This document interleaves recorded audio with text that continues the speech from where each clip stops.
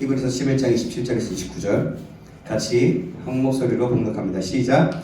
믿음으로 애굽을 떠나 왕의 누함을 무서워하지 아니하고 곧 보이지 아니하는 자를 보는 것 같이 하여 참았으며 믿음으로 유월절과 피 뿌리는 의식을 정하였으니 이는 장자를 멸하는 자로 그들을 건드리지 않게 하려 한 것이며 믿음으로 그들은 홍해를 육지같이 건넜으나 애굽 사람들은 이것을 시험하다가 빠져 죽었으며.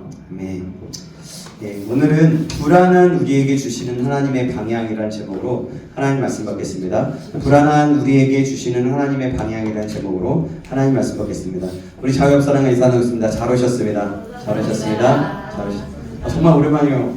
이제 뭔가요? 네, 그런가요? 자, 그래요. 네, 반갑습니다. 여러분, 우리가 매번 하루하루 지나면서 살아가다 보면 이런 질문들도 하고요. 불안함 속에서 우리가 궁금증이 생길 때가 많이 있습니다. 그래서 이렇게 말하죠. 믿음 있으면 하나님 분명히 성경에도 목사님들도 설교 속에서 믿음 있으면 잘 될 거라고 얘기하고 그렇게 말씀하시는데, 그리고 진짜 믿음에 있으면 정말 그걸 믿어서 다 잘 될 줄 알았는데 왜 이렇게 막히지? 왜 이렇게 안 되는 것 같지? 기도했는데 왜 상황은 더 어려워지죠? 하나님? 이래서 이런 질문들을 하게 돼요. 하나님을. 가끔 저의 삶도 돌아보면 항상 그런 것 같습니다. 많이.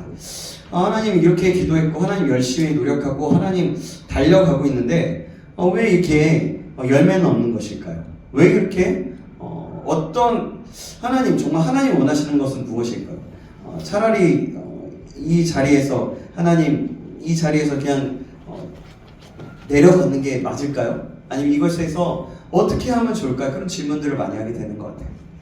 근데요, 이 말씀을 준비하면서 그런 질문을 가지지만 성경이 말씀하시는 건 단순한 것 같아요. 모든 것이 믿음이 있다고 해서 모든 것이 순조롭게 풀리는 상태를 말하지 않는다는 거예요.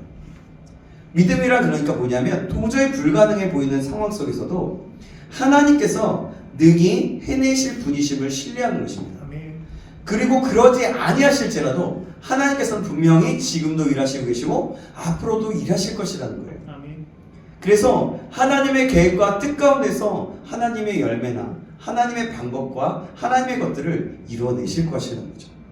자, 오늘 본문 히브리서 11장 29절은 이렇게 말씀합니다. 29절 말씀 같이 한번 읽어볼까요? 29절입니다. 시작. 믿음으로 그들은 홍해를 육지같이 건넜으나 애굽 사람들은 이것을 시험하다가 빠져 죽었으며. 아멘. 이스라엘 백성은요, 확실한 계획이 있어서 홍해를 건너는 것이 아닙니다. 어떤 계획이 있었던 건 아니에요. 그 자리에서 다리가 있었던 것도 아니고요. 그냥 홍해 바다였어요. 그래서 어떻게 걸어야 되겠다, 배가 있었던 것도 아닙니다. 미리 길을 만들어준 것도 아니에요. 오직 하나님을 신뢰하는 믿음 하나로 불가능해 보이는 길 앞에 서 있었을 뿐입니다. 그게 이스라엘 백성들의 믿음이었을까요? 아니요. 첫 번째 시작은 모세부터 시작입니다. 모세도 사실 그게 정말 확실히 이루어질까? 그건 몰랐어요. 왜냐하면 경험해보지 않았기 때문에. 그렇지만 그는 믿었죠. 왜 믿었냐면 그와 함께 하는 하나님, 여지껏 인도하셨고 기적을 베푸셨던 하나님을 믿었던 겁니다. 성경에서 가장 극적인 장면 중 하나를 꼽으라면 바로 이 홍해 사건일 거예요. 홍해를 건너는 사건. 10가지 제한 끝에 비로소 바로는 결국 이스라엘 백성들을 내보내게 됩니다. 이스라엘은 마치 전쟁에서 승리한 군대처럼 기쁨과 감격 가운데 애굽을 빠져나왔어요. 그런데 하나님께서 그들에게 이해하기 어려운 명령을 내리십니다. 그게 뭐예요? 홍해야. 그것도 믹돌과 바다 사이.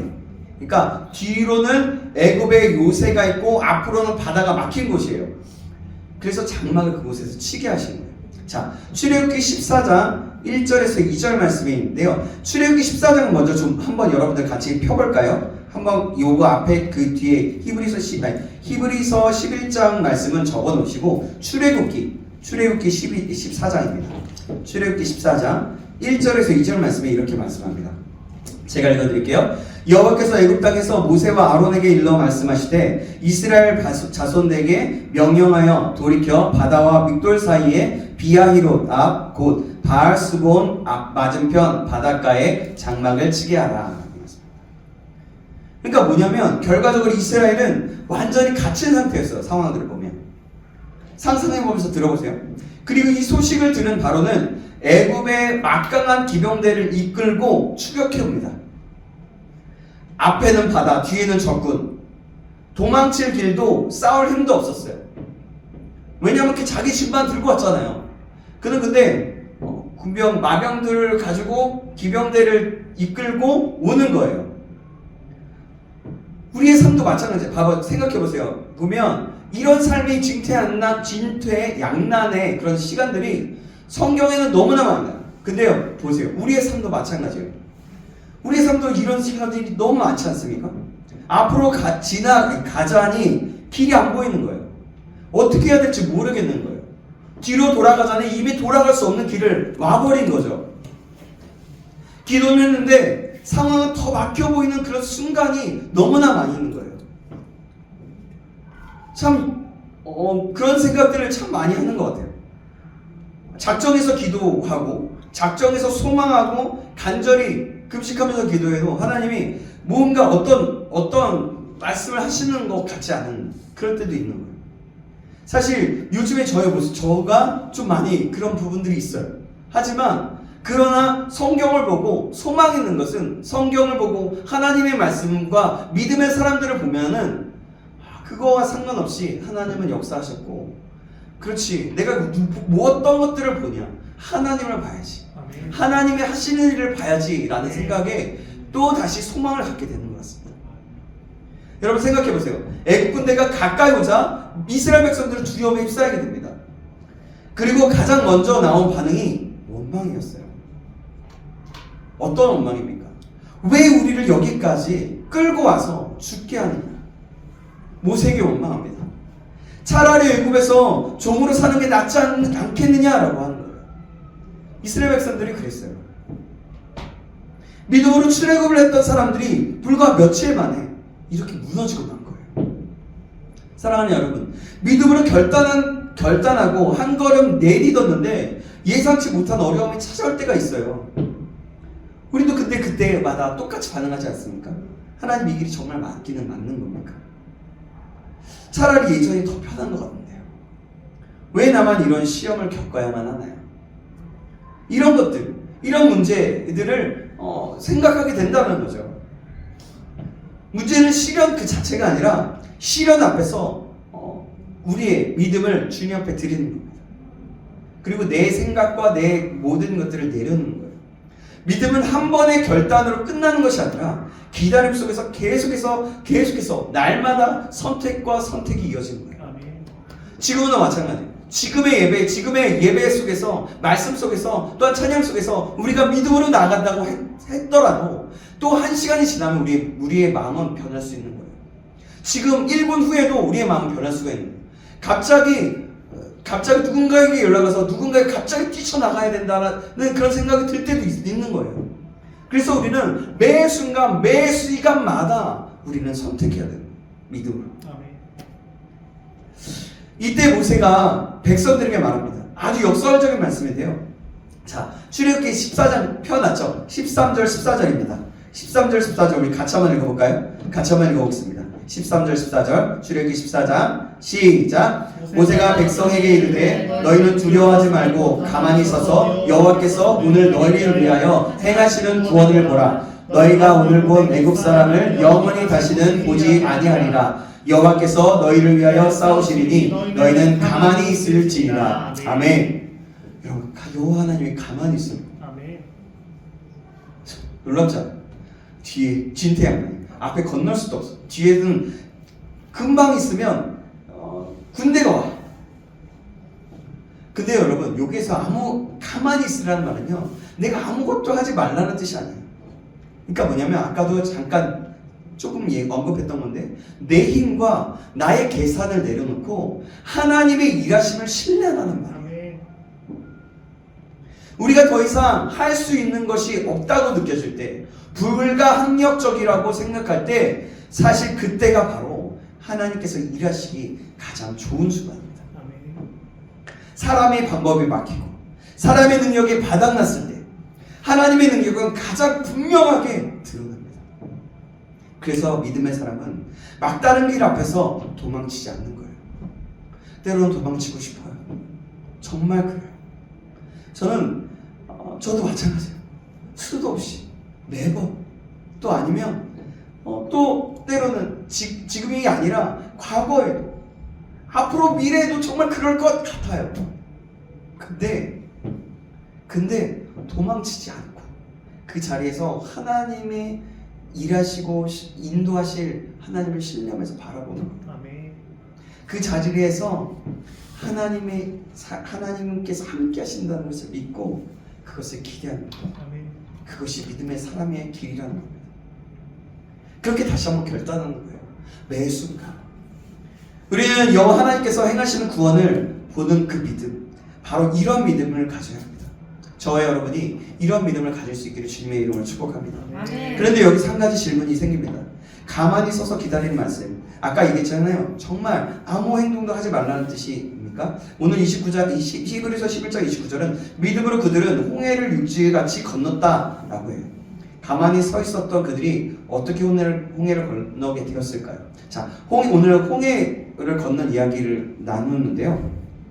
자, 그 가만히 서서 여호와의 구원을 보라는 말씀을 들은 이스라엘은 그 자리에서 계속 멈춰 서 있기만 한 것이 아니었어요. 하나님은 기다림의 자리에서 그들을 순종의 자리로 이끄셨습니다. 자, 출애굽기 14장 15절 16절입니다. 아까 편어라 그랬죠? 우리 같이 한번 이 말씀도 읽어보겠습니다. 15절 16절입니다. 시작. 여호와께서 모세에게 이르시되 너는 어찌하여 내게 부르짖느냐? 이스라엘 자손에게 명령하여 앞으로 나가게 하고 지팡이를 들고 손을 바다 위로 내밀어 그것이 갈라지게 하라. 이스라엘 자손이 바다 가운데서 마른 땅으로 행하리라. 아멘. 여러분, 이 말씀을 하고 있어요. 이 말씀 매우 현실적으로 보면 이해하기 어렵습니다. 그죠? 이성적으로 우리의 현실적으로 생각해 보세요. 아직 바다는 갈라지지 않았어요. 눈앞에 여전히 넘실대고 있는 홍해가 있습니다. 그러나 하나님은 길이 생긴 뒤에 가라고 하지 않으십니다. 앞으로 가라고 말씀하셨어요. 믿음을 보니까 언제나 보여진 결과를 따라가는 것이 아니라 말씀을 따라 먼저 움직이는 것이기 때문에 그러는 거예요. 자, 하나님이 또 명령하죠. 모세에게 먼저 명령합니다. 명령을 받은 모세가 지팡이를 들고 바다 위에 손을 내밀었을 때 그때 놀라운 일이 일어났습니다. 출애굽기 14장 21절 제가 읽겠습니다. 모세가 바다 위로 손을 내밀매 여호와께서 큰 동풍이 밤새도록 바닷물을 물러가게 하시니 물이 갈라져 바다가 마른 땅이 된지라. 아멘.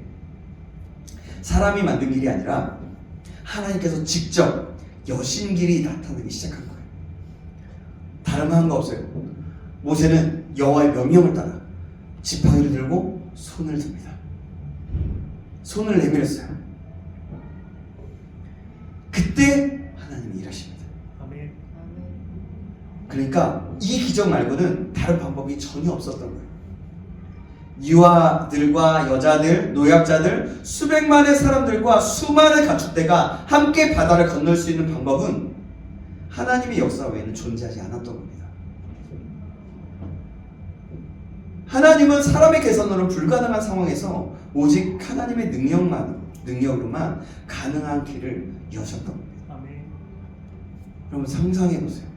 정말 대단하지 않습니까? 갑자기 바다가 갈라져요. 바다가 갈라지는데 그것이 마른 땅처럼 가게 된대요. 정말 이걸 상상해 보면 애니메이션이나 또 영화나 어떤 부분에서 봤을 때도 있지만 표현을 그렇게 좀 잘했지만 상상하면 어떻게 됐을까? 굉장히 경험하지가 않았을까? 그런 상상을 해봐요. 저는 이렇게 성경 말씀을 읽으면서 상상하면서 읽을 때가 있고 들을 때가 참 많거든요. 그러고 보면 그것이 정말 대단하다는 생각이 들어요. 우리가 지금 창세기를 큐티하고 있는데 창세기 말씀 하나로 세상을 창조하셨다. 아멘. 야, 이것도 정말 놀라운 거 아니에요? 그러니까 우리의 상상과 우리의 생각과 우리의 세계관, 우리의 어떠함으로는 절대로 뭔가 볼 수가 없고 어떻게 할 수가 없는 거예요.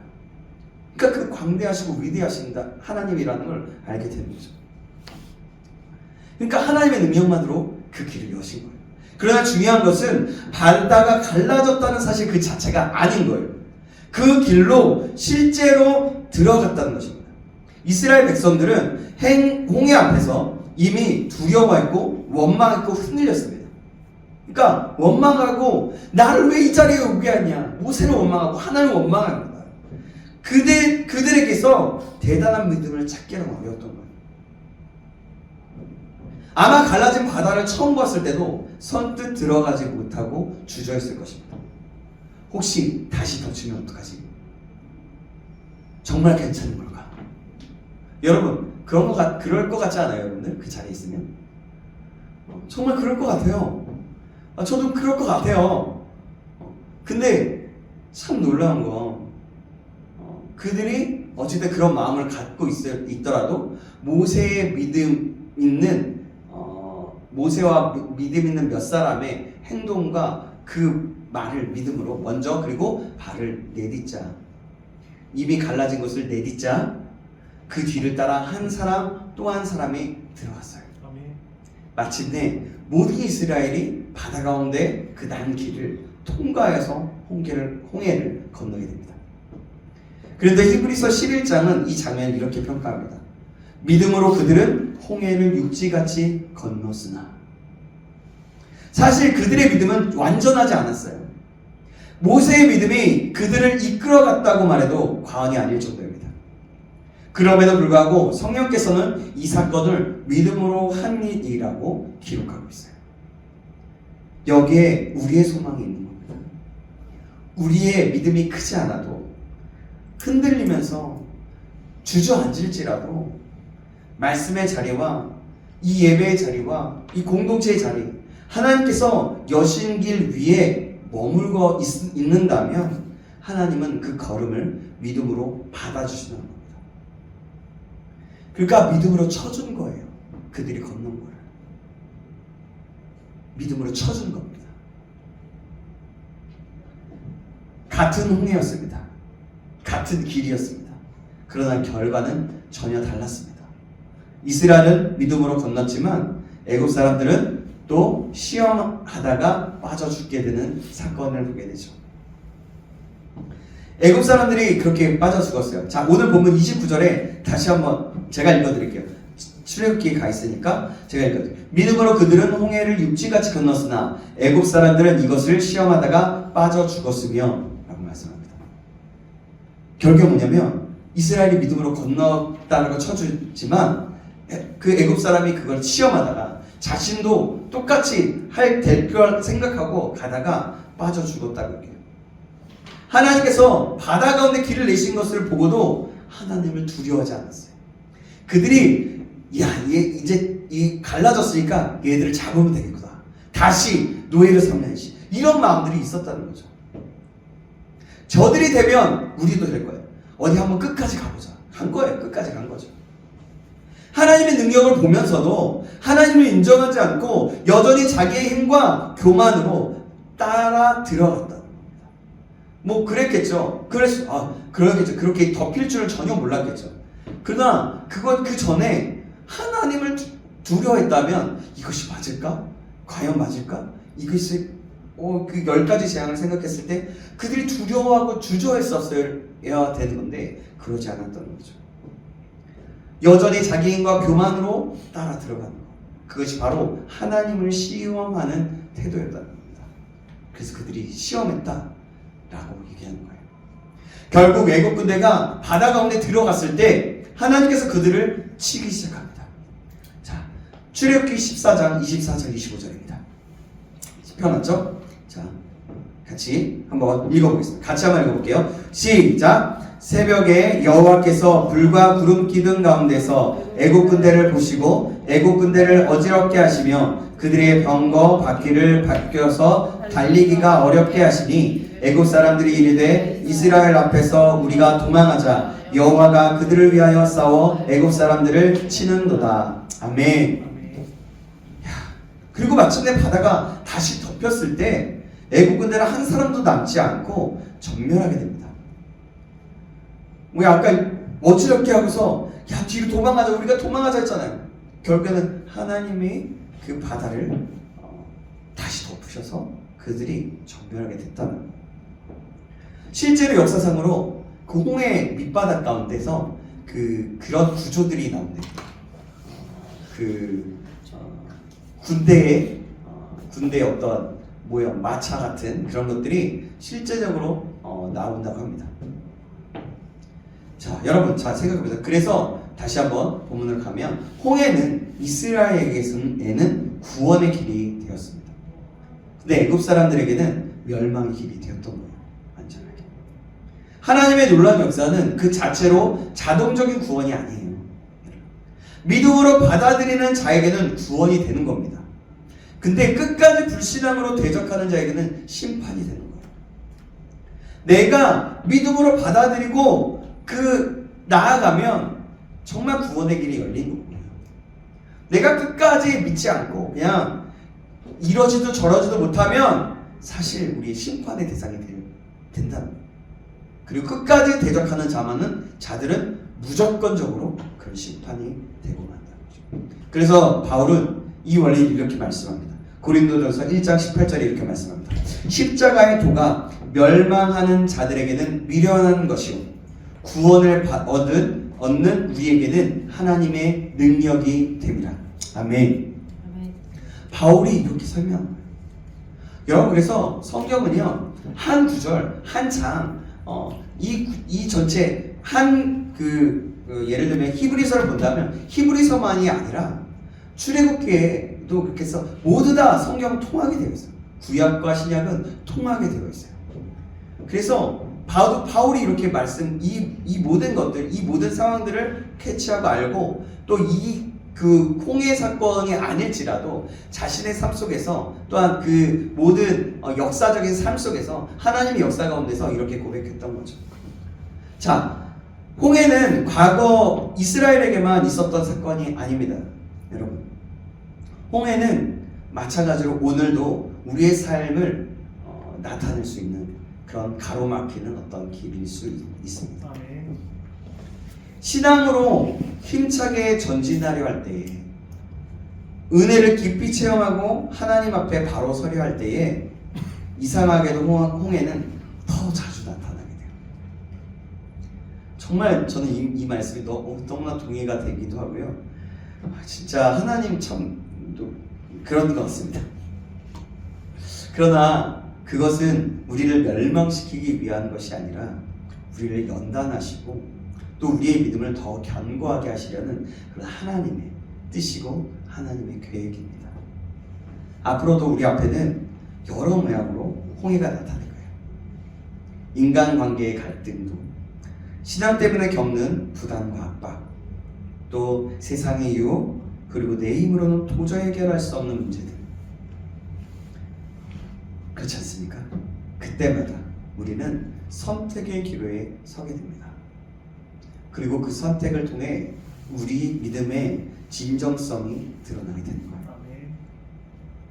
예배를 선택하느냐, 다른 것을 선택하느냐, 아니면 어떠한 하나님을 만날 수 있는, 아니면 하나님을 만나게 되는 어떤 계기와 어떤 자리, 어떤 모임, 어떤 것이 있느냐, 아니면 세상의 친구와 다른 것들을 선택하게 되느냐, 그것을 보면서 우리는 진정성이 드러나게 된다는 겁니다.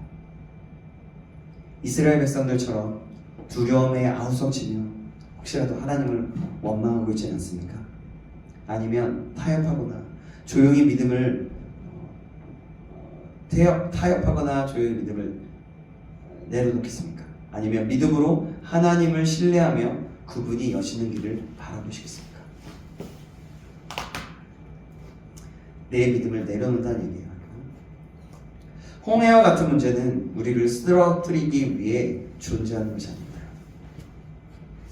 영적 전쟁이나 다른 어떤 뭔가 하려고 하는데 자꾸 막혀, 하고 싶지 않아, 자꾸 그런 마음이 들 때 그 마음은 뭐냐면 우리를 쓰러뜨리려고 하는 존재하는 것이 아니라는 거예요. 오히려 우리의 믿음을 증명하게 하고 하나님의 이적을 체험하는 그런 자리고 그런 것입니다. 여러분 이 사실을 기억하시기 바랍니다. 반대로 생각하는 거예요. 하나님의 관점으로. 뭔가 방해가 너무 심해. 미쳐버릴 것 같아.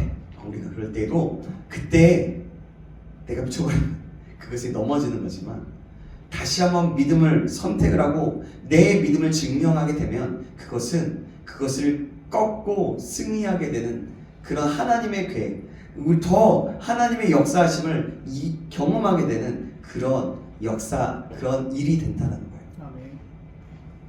우리 육신의 눈으로 홍해를 보면요, 두려움과 절망밖에 보지 않습니다. 그러나 믿음의 눈으로 하나님을 바라보면 하나님의 능력의 손길이 보이기 시작하는 겁니다. 오늘 우리는 홍해 앞에서 선택해야 될 점이 있습니다. 아멘. 불신앙으로 두려워하고 원망할 것인가? 아니면 믿음으로 하나님께서 행하시는 구원을 바라볼 것인가? 전능하신 하나님은 언제나 우리와 함께 계십니다. 아멘. 문제는 환경이 아니라 우리의 믿음인 겁니다. 아멘. 홍해와 같은 문제를 만났을 때 성경은 분명한 믿음의 길을 보여주고 있습니다. 그것이 무엇이냐면 오늘 세 가지로 정리해 볼게요. 오늘의 말씀. 첫 번째로 문제보다 먼저 하나님을 바라봐야 한다는 겁니다. 모세는 두려움에 빠진 백성들에게 이렇게 말하죠. 너희는 두려워 말고 가만히 서서 여호와께서 오늘 너희를 위하여 행하시는 구원을 보라. 홍해 앞에서 아우성치고 절망하는 것은 불신앙의 태도이고 아무런 도움이 되지 않는 것입니다. 이럴 때 가장 먼저 해야 할 일은 문제를 붙잡는 것이 아니라 어떤 것일까요? 뭘까요? 하나님을 바라보는 것입니다. 이 문제가 과연 누구의 손에 달려있는지를 정신 차리고 다시 생각해 보아야 되는 거예요. 우리의 의지와 믿음을 드리는 겁니다. 하나님은 전능하신 우리의 아버지십니다. 아멘. 아멘. 내가 감당할 수 있는 일이 없는 이 일도, 그런 일도 하나님께는 결코 어려운 일이 아니다라는 겁니다. 그러면 오늘 믿음의 길을 보면서 우리가 또 알 수 있는 것, 두 번째는 하나님 앞에 나아가 기도하라는 겁니다. 출애굽기 14장에는 모세가 기도했다는 말이 직접 나오지 않습니다. 그러나 하나님이 이렇게 말씀하고 있어요. 출애굽기 14장 15절에 여호와께서 모세에게 이르시되 너는 어찌하여 내게 부르짖느냐, 상반절에 말씀합니다. 문제가 닥쳤을 때 이리저리 뛰어다니기 전에 먼저 하나님 앞으로 나아가야 한다는 겁니다.